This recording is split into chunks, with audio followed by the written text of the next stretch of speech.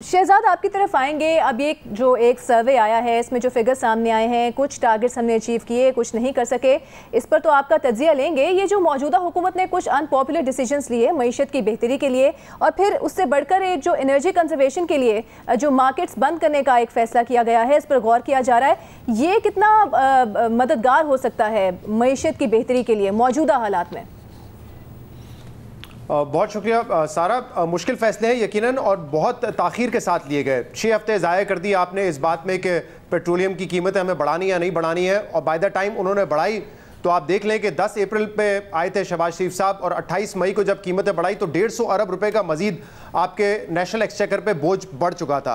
और इसी तरीके से एनर्जी कंजर्वेशन की बात हम काफ़ी दिनों से कर रहे थे, लेकिन शहबाज शरीफ साहब ने क्या इकदाम लिया, उन्होंने हफ्तावार छुट्टी जो है वो ख़त्म कर दी और कहा कि अब 6 दिन काम करेंगे। जबकि हर शख्स जो कि रीजनेबल बात करता है, लॉजिक रखता है, वो यही समझ रहा था कि इस वक्त एनर्जी कंजर्वेशन की ज़रूरत है। आप 5वां दिन जो है वो भी कम करें, या तो 4 दिन काम करें और औकात बढ़ा लें काम करने की, या फिर 5वां दिन वर्क फ्रॉम होम रखें। लेकिन शहबाज शरीफ साहब ने 6 दिन कर दिया और अब उसको रिवर्स किया गया। आप देखते हैं जो मार्केट्स वाला फैसला है, सूबे इसमें कितना कंट्रीब्यूट करते हो, क्या वाकई दुकानें और आपकी मार्केट 8:30 बजे बंद हो सकेंगी या नहीं हो सकेंगी।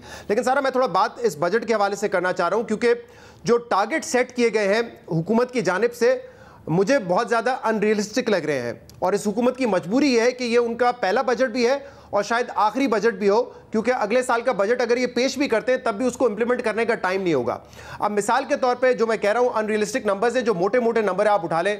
जीडीपी ग्रोथ 5% ये अचीव होता हुआ नजर नहीं आ रहा, क्योंकि हम एक स्लो डाउन की तरफ जा रहे हैं। और जब आपने इन्फ्लेशन को कम करना है, करंट अकाउंट का आपका मसला है, इकोनॉमी को आप स्लो डाउन करेंगे तो ये हो नहीं सकता कि 5% की ग्रोथ हो।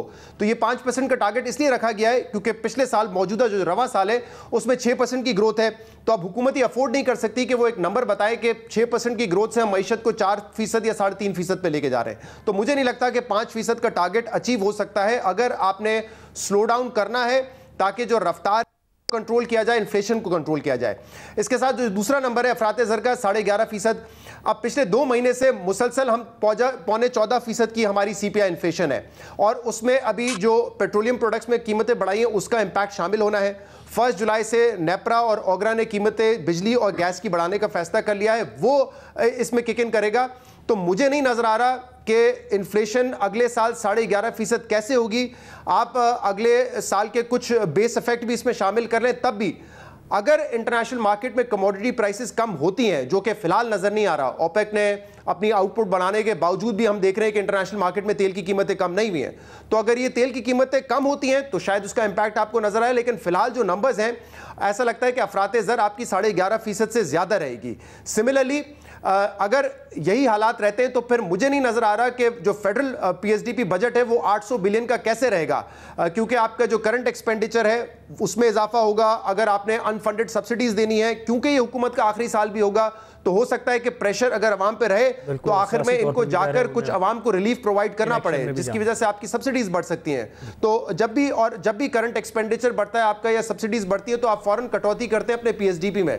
तो मुझे तो ये तीनों नंबर अनरियलिस्टिक लग रहे हैं, और ये नंबर्स देने का मकसद ये है क्योंकि ये हुकूमत जाहिर सी बात है दिखाना चाहेगी कि हम पिछली हुकूमत के मुकाबले में बेहतर परफॉर्म कर रहे हैं, या कम से कम हम ग्रोथ को इतना मुतासर नहीं कर रहे। अब आप जिस एक्सपर्ट से भी पूछ लें, डॉक्टर हफीज़ पाशा साहब क्रेडिबल इकोनॉमिस्ट हैं, फॉर्मर फाइनेंस मिनिस्टर हैं, उन्होंने अगले साल की प्रेडिक्शन की है कि GDP ग्रोथ 3% की होगी, अफरात ज़र 23% का होगा।